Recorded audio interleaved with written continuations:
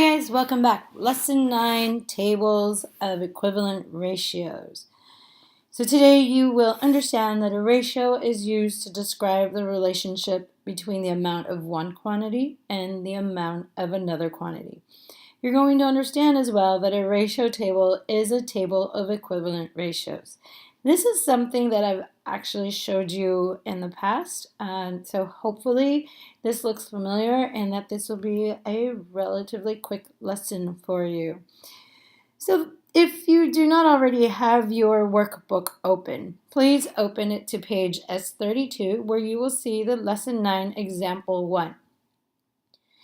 So, to make paper mache, the art teacher mixes water and flour. For every 2 cups of water, she needs to mix in 3 cups of flour to make the paste. Find equivalent ratios for the ratio relationship 2 cups of water to 3 cups of flour.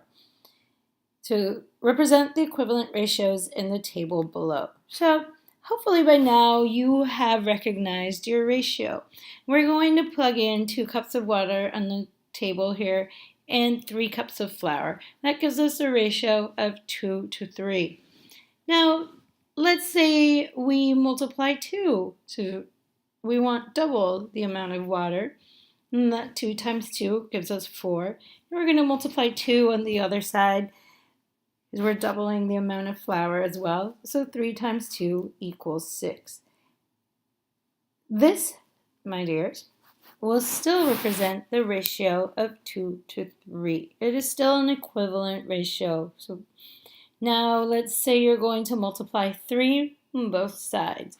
I want you now to pause this video to complete the ratio table. That was easy, right? Now let's move on. Lesson 9, Example 2, page S33. Javier has a new job designing websites.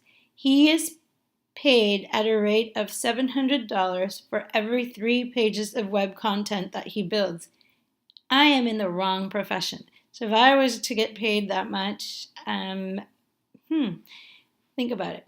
So create a ratio table to show the amount of money Javier has earned in ratio to the number of pages he has built. Okay, here's our table. It says total pages built on top and total money earned. We said that for every 3 pages that he makes, he earns $700. Okay, so how much does he make if we multiply this by 2 and we have 6 pages? Okay, so for those of you, you're going to multiply 2 down in the bottom as well. So that $700 times 2 is $1,400.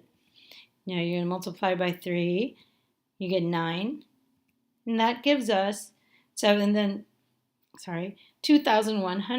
because that's $700 times 3. That's $2,100. Now you're going to multiply it by 4. Okay, pause this video to complete the table. I want you to just go down the line, times 4, times 5, times 6, times 7, times 8.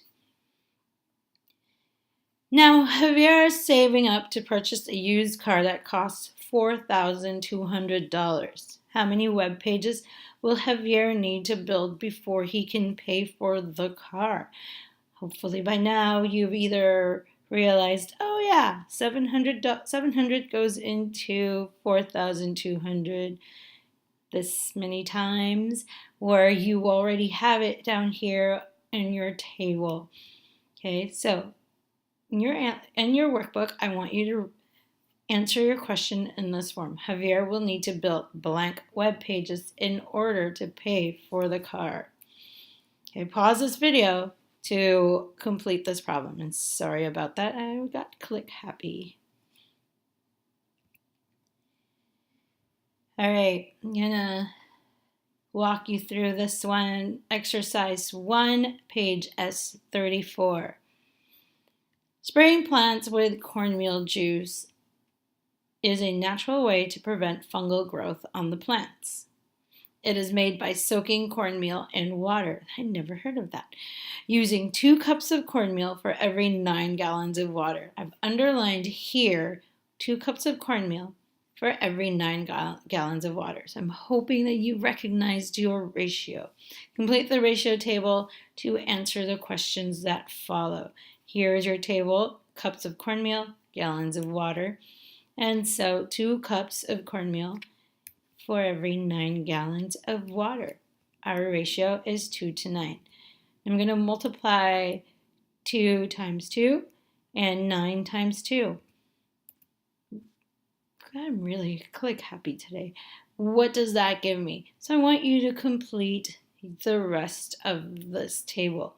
Just going down the line, times 2, times 3, times 4, and then times 5. You should find that all these ratios that you come up in your ratios will still be equivalent to 2 to 9. So, in summary, a ratio table is a table of pairs of numbers that form equivalent ratios.